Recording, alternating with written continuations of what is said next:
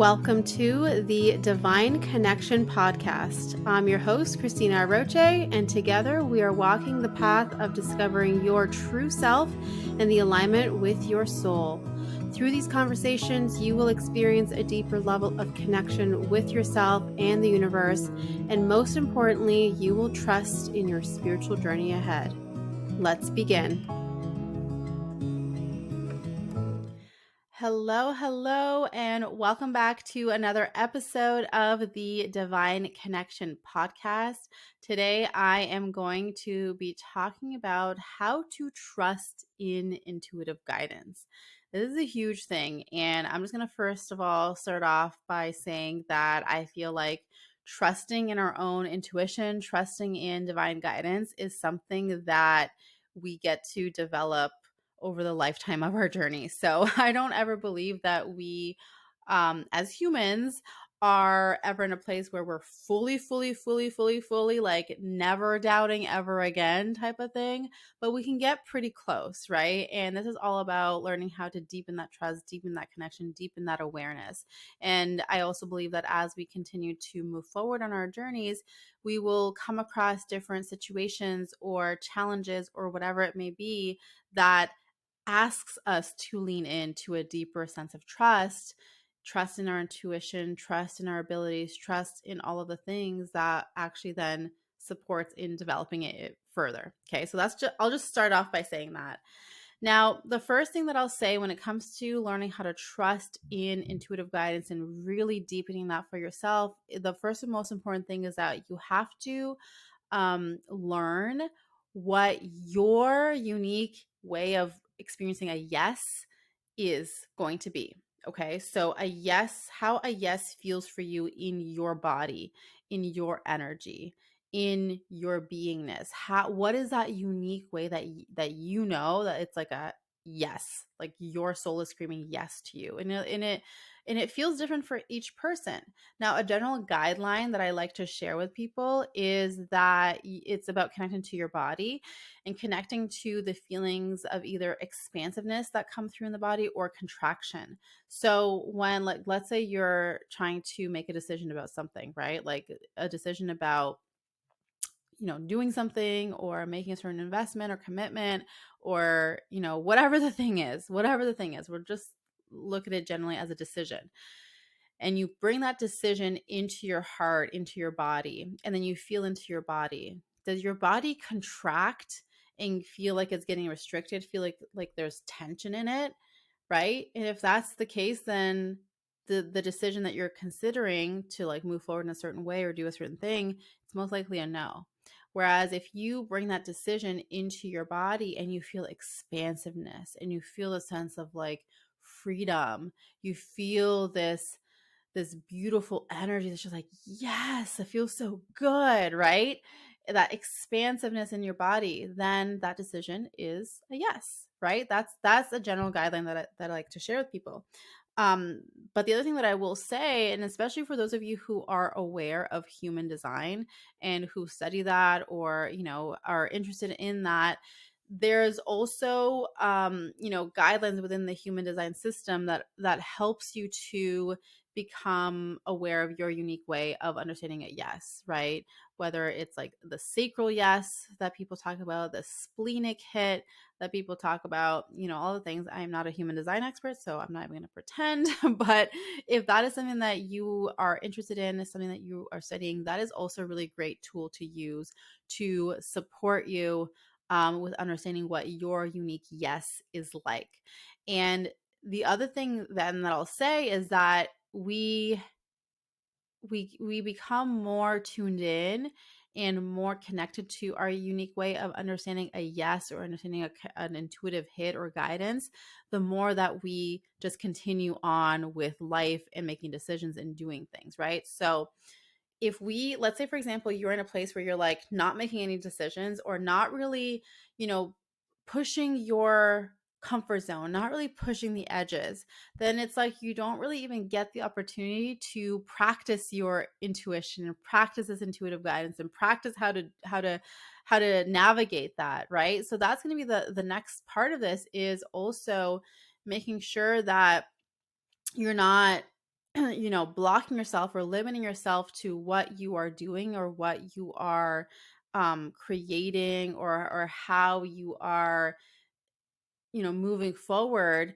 by simply staying in the same place because, well, I'm just going to stay here because this is familiar and this is comfortable and this is all I know, right? Because if we do that, then we don't even have the opportunity to be intuitively guided or to be able to make decisions that help us navigate through the unknown or navigate through the uncomfortable, going past your comfort zone type of place, right? So that's another part of this too, is that we've got to be pushing ourselves and expanding ourselves and growing ourselves to even be able to use this intuitive guidance and become familiar with it. Okay, so that's another part of this.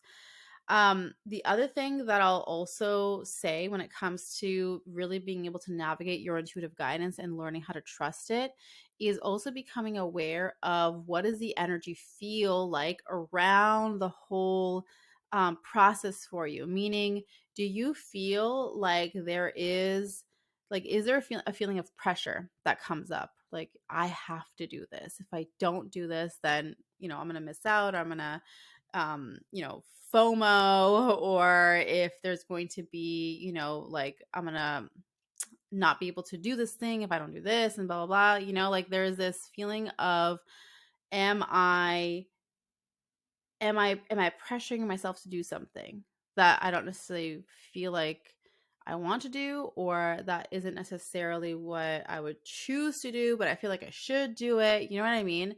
The feeling of pressure, you want to be aware of that, or the feeling of trying to be in control and trying to make something happen.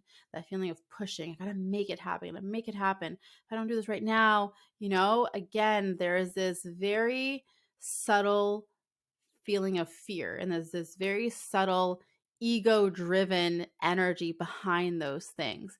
And when we are in that state, or when we are trying to push for something, anything that we ask for in terms of guidance to move that forward will actually be coming from the ego, not from your intuition. Okay, so we want to be aware of if there's a feeling of pressure. So if I am trying to push for something, right? I'm like, this is what I got to do. This is, because my ego wants that validation. So I'm going to try and, sell this specific program or do this specific thing, because not because I'm guided and it lights me up, but because my ego is saying this is what I got to do. Then anything that I ask in terms of, okay, what's my next step? How should I sell this thing? How should I do this thing? It's my ego is going to come in and be like, this, right?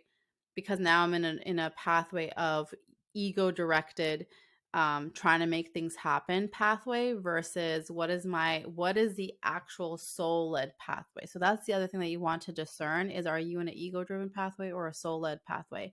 And again, like, the way that you discern that is by becoming aware if there's a feeling of pressure or a feeling of trying to control and trying to make something happen. Okay. And then the last thing that I'll share with regards to this whole process is the practice of emptying out.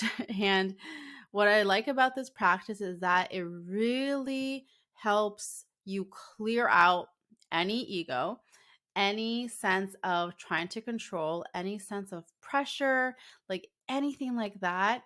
And it brings you back into a state of, the state of invitation to be led by the divine.